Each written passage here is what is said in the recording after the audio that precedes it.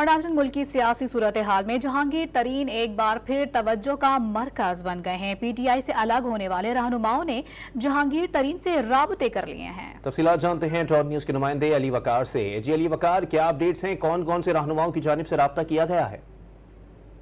جی بالکل، اس وقت جہانگیر خان ترین جو ہیں وہ اپنے نئے گروپ کے ساتھ بالکل پاکستانی سیاست میں ایک دفعہ پھر متحرک ہو چکے ہیں۔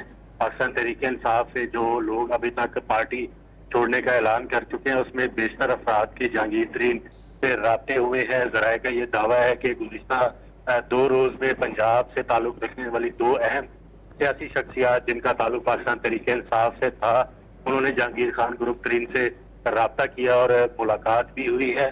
تاہم اس حوالے سے یہ چند روز میں واضح ہو جائے گا ان گروپس کے ساتھ کون کون سے افراد شامل ہونا چاہتے ہیں۔ وہ باقاعدہ طور پر پریس کانفرنس کریں گے اور اپنا پارٹی میں جو جہانگیر خان گروپ ترین کا جو گروپ ہے اس میں شامل ہونے کا باضابطہ اعلان کریں گے۔